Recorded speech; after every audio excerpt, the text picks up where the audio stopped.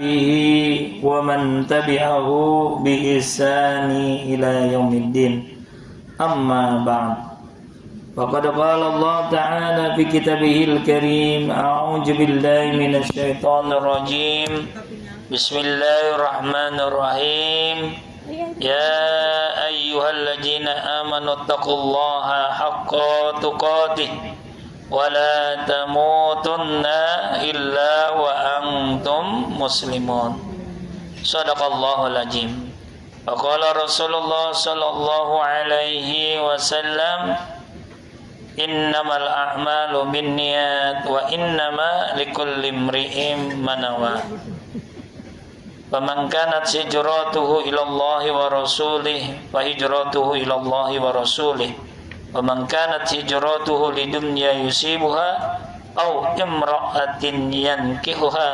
فهجرته إلى ما هاجر إليه. Ibu-ibu sekalian yang dimuliakan Allah Subhanahu wa taala, syukur alhamdulillah kita masih diberikan nikmat oleh Allah Subhanahu wa taala di kesempatan malam hari ini. Mudah-mudahan langkah kaki ibu ke tempat ini senantiasa diberikan keberkahan oleh Allah Subhanahu wa taala. Allah catat hadirnya ibu di kesempatan malam hari ini sebagai amal soleh yang bisa memperberat timbangan amal kebaikan kita nanti di hadapan Allah Subhanahu wa taala. Amin ya rabbal alamin. Salawat dan salam kepada baginda Nabi kita yang mulia, Nabi kita Muhammad sallallahu alaihi wasallam. Uswatun hasanah, contoh dan suri tauladan yang terbaik buat kita semua. Mudah-mudahan kita semua sebagai umat baginda Nabi sallallahu alaihi wasallam bisa mendapatkan syafaat nanti dari beliau di yaumul akhir. Amin ya rabbal alamin. Ibu-ibu sekalian, mudah-mudahan semuanya dalam keadaan sehat ya Bu ya. Mari sama-sama sebelum kita lanjutkan, kita membaca Quran surat Al-Fatihah. Mungkin ada di antara anggota Majelis Taklim An-Nahl yang sedang Allah berikan ujian berupa sakit, diuji oleh Allah berupa musibah dan lain sebagainya. Mudah-mudahan Allah mudahkan segala urusannya, Allah sembuhkan bagi yang sedang sakit, dan mudah-mudahan kita semua juga senantiasa di dalam keberkahan dan kasih sayangnya Allah Subhanahu wa ta'ala.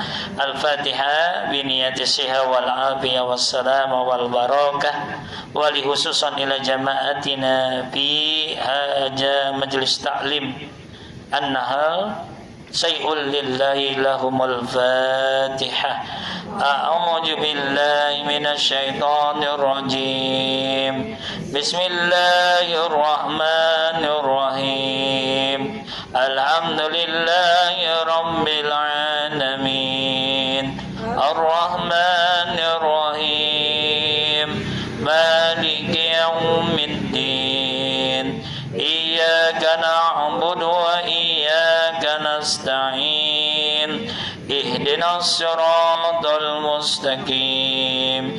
Siratal ladzina an'amta 'alaihim ghairil maghdubi 'alaihim waladdallin.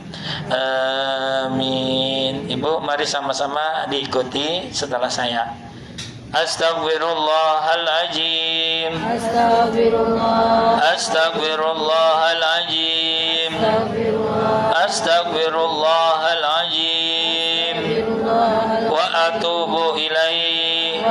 Allahumma anfa'ni bima 'allamtani wa 'allimni yanfa'uni wa zidni ilman. Walhamdulillahi ala kulli halin wa a'udzu billahi min ajabin nar. Allahumma faqihni fid-din wa 'allimni at-ta'wil. Amin. Ibu-ibu sekalian yang dimuliakan Allah Subhanahu wa taala, insyaallah kita akan lanjutkan pelajaran kita berkaitan dengan Asmaul Husna. Ya, bagaimana kita mengenal Allah Subhanahu wa taala, ya. Ibu-ibu yang dimuliakan Allah, pada kesempatan sebelumnya kita sudah sama-sama membahas tentang tahap pertama untuk kemudian kita mengenal Allah adalah kita belajar tentang asma-Nya Allah Azza wa Jalla. Jadi kita belajar tentang nama-namanya Allah, ya. Jadi nama-namanya Allah sebenarnya tidak terbatas dari yang 99 nama. Jadi nama-namanya Allah itu lebih dari 99 dan hanya Allah Subhanahu wa taala saja yang tahu tentang nama-namanya. Oleh karena itulah maka ibu-ibu sekalian yang dimuliakan Allah, kita itu ketika kita ingin mengenal Allah Subhanahu wa taala, maka kita harus juga mengetahui nama-namanya Allah. Ya. Nah, nama-namanya Allah inilah yang kemudian nanti insya Allah akan memberikan pemahaman kepada kita tentang Allah Subhanahu wa taala. Ya, itulah yang disebut dengan ma'rifatullah. Ya, Bu. Allah punya anak apa tidak? Tidak. Berarti Allah Ahad. Allah itu cuma satu. Allah tidak memiliki awal dan tidak memiliki akhir. Allah akan terus ada, ya. Yang akan mati dan hidup adalah makhluknya Allah. Siapa yang memberikan kita rezeki, Ibu? Allah Subhanahu wa taala. Maka ketika kita sudah meyakini ini di dalam kehidupan kita, maka mudah-mudahan inilah yang akan memberikan pondasi yang kuat di dalam kehidupan kita untuk senantiasa selalu bergantung kepada Allah, meminta terus kepada Allah, ya. Yang memberikan kita hidup adalah Allah, yang memberikan kita sakit adalah Allah, yang memberikan kita rezeki adalah Allah. Maka segala sesuatunya pasti tidak ada yang luput dari perencanaannya Allah kepada kita hamba-hambanya. Yang pasti Allah tidak pernah akan menzolimi hamba-hambanya, tetapi yang menzolimi hambanya adalah diri mereka sendiri sebagai makhluk, ya. Jadi itu yang harus benar-benar kita pahami. Yang kedua, ibu-ibu sekalian yang dimuliakan Allah Subhanahu wa taala, kita belajar bagaimana kita menyempurnakan ikhtiar. Ikhtiar apa, Ibu? Bu, ikhtiar apa? Usaha. Maka kita jangan dulu melompat pada tahap keyakinan. Jadi jangan sampai kita merasa kenal kepada Allah, kemudian langsung yakin bahwa Allah akan memenuhi kebutuhan kita. Jadi contohnya begini, Bu. Ada seseorang tidak melakukan pekerjaan apapun selain dia bersantai. Saat ditanya, mengapa kamu tidak kerja? Lantas dia menjawab, saya yakin Allah Maha memberi rezeki. Pasti saya akan dapat rezeki. Wah, kira-kira dapat nggak, Bu?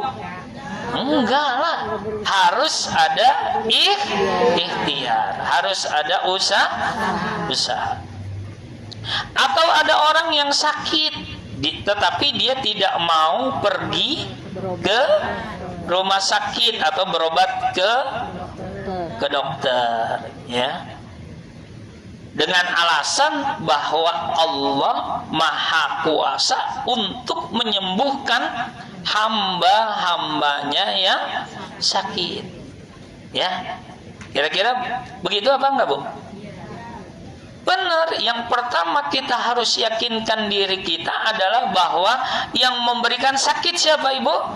Allah. Yang menyembuhkan orang sakit siapa? Allah. Tapi harus ada usaha. Ada ikhtiar yang kita lakukan untuk kemudian kita bisa sembuh dari sakit kita.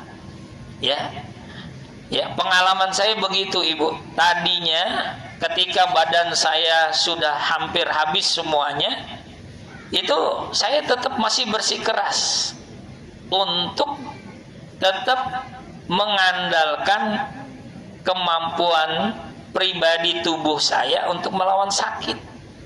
Tapi ternyata memang tidak bisa, Ibu. Kita harus berkomunikasi dan mengkonsultasikan sakitnya kita kepada orang yang lebih ahli, entah itu dokter, entah itu misalkan tabib dan lain sebagainya yang mereka mengerti tentang kesehatan.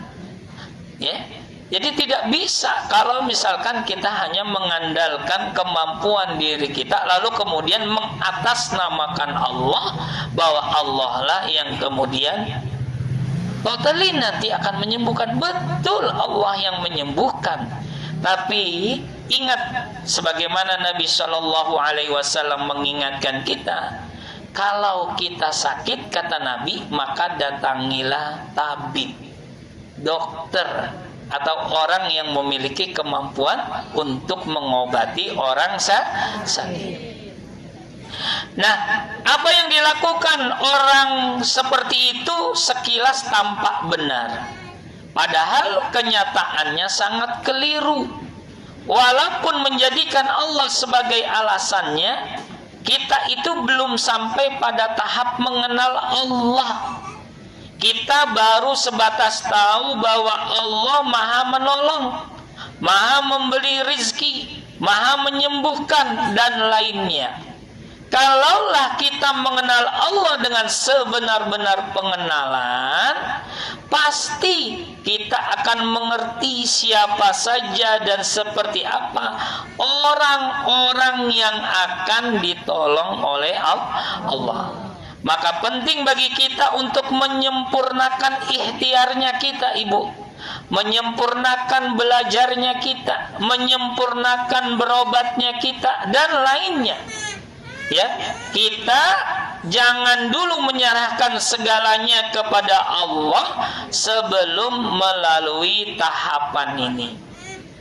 Maka simaklah ya sebagaimana sabda Rasulullah sallallahu alaihi wasallam, jika kalian bertawakal kepada Allah dengan tawakal yang sebenar-benarnya, niscaya Allah akan memberikan rezeki kepada kalian sebagaimana Allah memberi rezeki kepada seekor burung. Pada pagi hari dia pergi dalam keadaan lapar, dan pada sore hari dia pulang dalam keadaan kenyang. Tubuh burung dia berikhtiar dengan apa, Bu? Dengan mencari makanan. Di pagi hari dia pergi, lalu kemudian Allah memberikan rezeki kepadanya dari ikhtiar yang dilakukan oleh burung, lalu kemudian kembali dalam keadaan kenyang. Ketika orang berikhtiar, maka disitulah nanti Allah Subhanahu wa Ta'ala akan memberikan ganjarannya. Artinya burung saja tidak diam, Bu. Dia terbang menjemput rezeki Allah yang dia belum tahu di mana rezeki tersebut berada. Dan hal ini memperlihatkan bahwa memaksimalkan ikhtiar adalah bagian penting dari tawakal. Jangan sampai keyakinan kita kepada Allah hanya menjadi tempat bersembunyi dari kemalasan. Jadi perlu adanya ikhtiar. Yang ketiga, yang terakhir, tahap ketiga, kita berusaha memantapkan tauhid di hati. Setelah kita mengenal Allah melalui asma-Nya, nama-namanya, kemudian menyempurnakan ikhtiar sebagai bentuk peneladanan terhadap nama-namanya, tahap selanjutnya adalah memantapkan di dalam hati bahwa tiada yang kuasa menolong kita kecuali Allah. Makanya kalau orang sudah bergantung kepada Allah, apapun kesulitannya, apapun masalahnya, apapun rintangannya, ketika kita bergantung kepada Allah, maka setelah kita maksimal dalam ikhtiar, berusahalah untuk kita tidak bergantung kepada siapapun. Ya Bu ya. Jadi ketika kita sudah bergantung kepada Allah, maka jangan sampai ya kita bergantung kepada selain Allah, seperti bergantung kepada atasan, bergantung kepada orang tua, teman, pekerjaan, tabungan, ya Bu ya, harta kekayaan, kedudukan, atau siapapun selain Allah. Yakinkan di dalam hati bahwa makhluk hanya berperan sebagai perantara. Adapun yang menjadi gantungan, sumber pengharapan serta tujuan dari semua yang kita lakukan tetaplah Allah Azza wa Jalla. Ya. Ibu-ibu sekalian yang dimuliakan Allah Subhanahu wa taala, jadi itu ya Bu ya, ada 3. Yang pertama, kalau kita ingin mengenal Allah, maka kita harus mengetahui nama-namanya Allah. Yang kedua apa Bu? Kalau kita ingin mengenal Allah, maka kita harus melakukan ikhtiar. Yang ketiga, kalau kita ingin mengenal Allah, maka kita harus berusaha memantapkan tauhid. Tauhid apa Bu? Bu? Ibu? Tauhid apa Bu? Mengesahkan Allah, tauhid, ya Bu ya. Jadi kita mengesahkan Allah Subhanahu wa taala, ya, bergantung hanya kepada Allah di dalam kehidupan kita sebagai seorang mukmin. Ya Bu ya. Nah, ibu-ibu sekalian yang dimuliakan Allah Subhanahu wa taala, jadi ketika kita selalu bergantung hanya kepada Allah, maka ingatlah ayat ini Bu. Bu, pasti Ibu hafal ayatnya. Allahus Somad. Allah tempat kita bergantung. Maka jangan sampai, sekali lagi sebagai penutup dari poin tentang ma'rifatullah ini, kita jangan sampai bergantung kepada siapa-siapa. Ya, jangan Bu. Kita gantungkan sepenuhnya hidup kita hanya kepada Allah. Termasuk apa Ibu? Termasuk kepada kalau kita punya suami, kita bergantung sangat kepada suami. Ya Bu ya. Jadi kita hanya bergantung kepada Allah.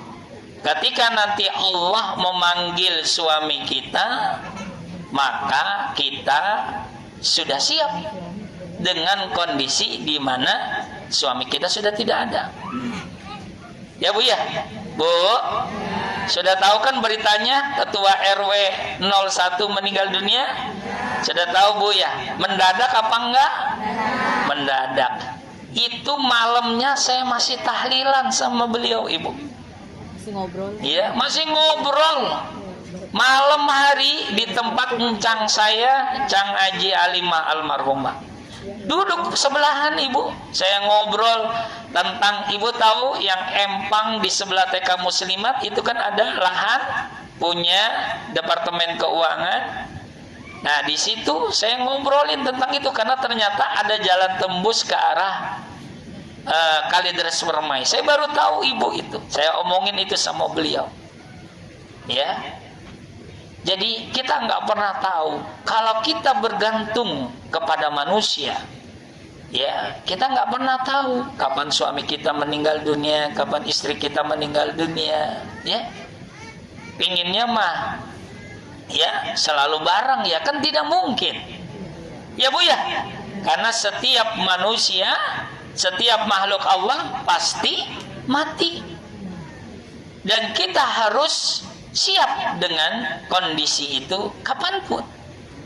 Makanya harus benar-benar kita persiapkan kehidupan kita ini dalam rangka kita semakin taat kepada Allah. Usia 40 tahun itu adalah pintu gerbangnya, Ibu.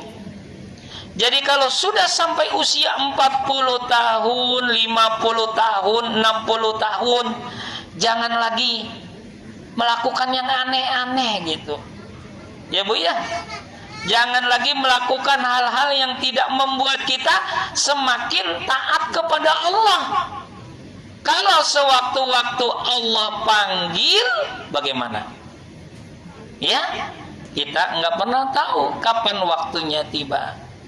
Makanya Nabi Shallallahu Alaihi Wasallam mengingatkan bahwa sesungguhnya ketika kita sudah ada di usia 40 tahun, maka di situ lonceng peringatan dari Allah pertama dibunyikan.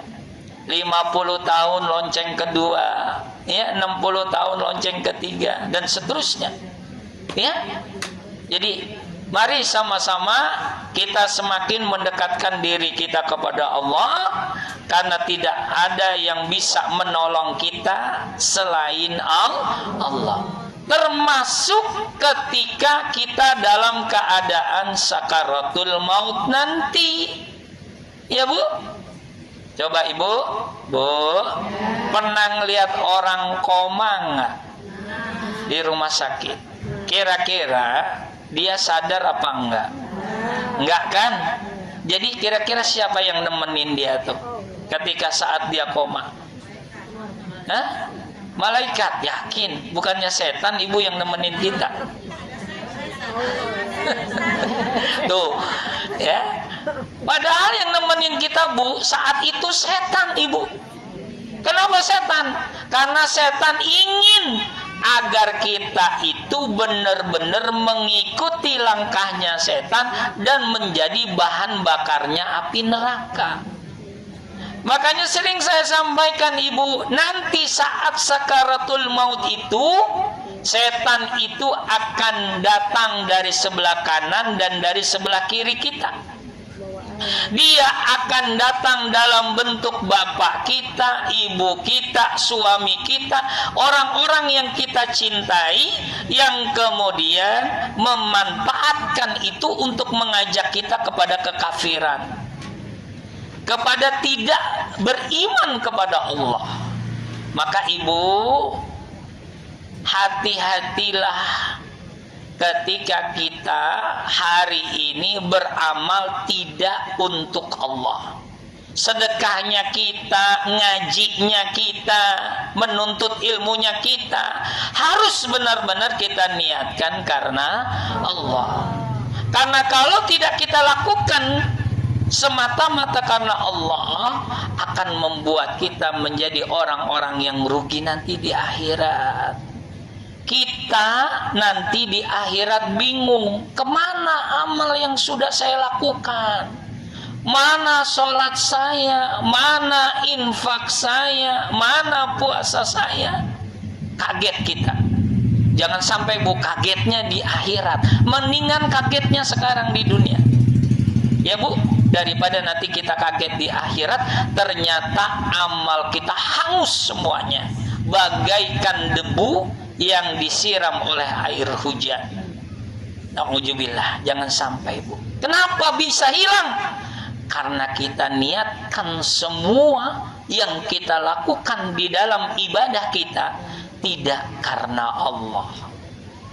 Maka berhati-hatilah dengan hal ini, jangan sampai nanti setan berhasil menggoda kita, Ibu. Ya, maka mulai hari ini kita mulai, sehingga apa? Sehingga ketika kita dalam keadaan yang tidak sadar, dalam keadaan komakah, dalam keadaan sakitkah yang begitu amat sangat, kita masih bisa dibantu dan ditolong oleh Allah untuk senantiasa mengingat Allah Subhanahu wa ta'ala. Demikian ibu-ibu sekalian yang dimuliakan Allah, mudah-mudahan apa yang kita bahas di kesempatan malam hari ini berkaitan dengan Asmaul Husna bisa bermanfaat buat kita semua, ya. Sekali lagi saya ingin mengajak diri saya pribadi dan ibu-ibu sekalian, itu ada lembaran kertas yang saya bagikan. Lembaran kertas itu adalah lembaran kertas yang bisa ibu gunakan ketika ibu selesai sholat. Ibu bingung apa yang harus saya baca. Ibu baca tuh di situ, ya. Itu adalah tuntunan yang bisa ibu praktekkan ketika ibu nanti selesai sholat fardu, atau pas saat ibu qiyamul lail ibu baca itu nggak apa-apa, ya. Kalaupun mau ada tambahan doa setelah sholat malam silahkan, ya. Tapi itu panduan yang bisa saya berikan untuk ibu-ibu sekalian. Mudah-mudahan ibu bisa membacanya, mengamalkannya, ya. Insya Allah isinya semua hal-hal yang baik. Tentang apa? Pertama, kita minta ampun kepada Allah, di situ intinya. Yang kedua, kita mendoakan anak dan keturunan kita. Kemudian yang ketiga, kita minta rezeki yang halal. Yang keempat, kita minta dikuatkan di dalam keimanan kita kepada Allah Subhanahu wa ta'ala. Kalau tulisannya kekecilan, ibu gedein sendiri, ya Bu. Ya Bu, kalau kekecilan tuh fotokopian gedein sendiri, ya Bu, ya. Ya biar gede sekalian. Maklum, ya saya tahu kalau udah di atas 40 tahun biasanya pasti plus matanya. Tapi kalau ngeliat duit nggak ada plus, nggak ada minus. Ya Ibu, ya. Demikian ibu-ibu sekalian yang dimuliakan Allah Subhanahu wa ta'ala.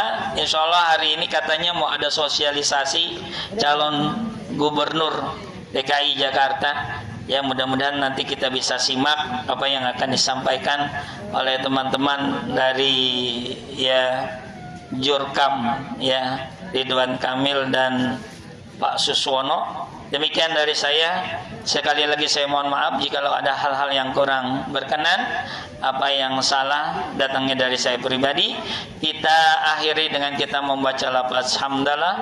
Alhamdulillahirabbil alamin. Doa kafaratul majlis. Subhanakallahumma wa bihamdika asyhadu an la ilaha illa anta astaghfiruka wa atubu ilaik. Demikian dari saya. Assalamualaikum warahmatullahi wabarakatuh. Demikianlah tadi pelajaran yang disampaikan oleh Bapak Guru kita. Mudah-mudahan kita semua dapat memahami dan mengerti apa yang disampaikan oleh Bapak Guru kita. Acara selanjutnya, ibu-ibu, kita akan kedatangan tamu dari PKS.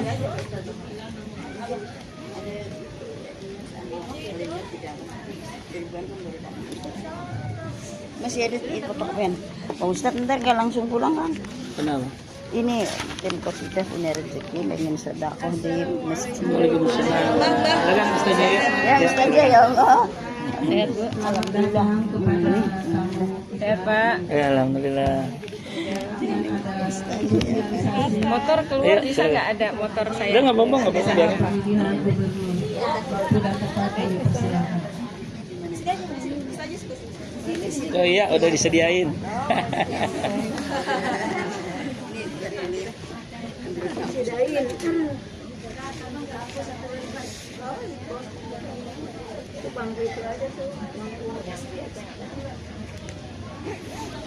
Ini, maaf. Ini udah. Ada ganteng ini. Siapa? Ganteng sama Itu ituannya belum dibawa itu mau. apa? Waalaikumsalam warahmatullahi wabarakatuh. Bismillahirrahmanirrahim. Masih ada siapa? Alhamdulillah wa syukurillah bila la haula wa la quwwata illa billah. Berarti dia cuma sarjana. Asyhadu an la ilaha illallah wahdahu la syarika lah.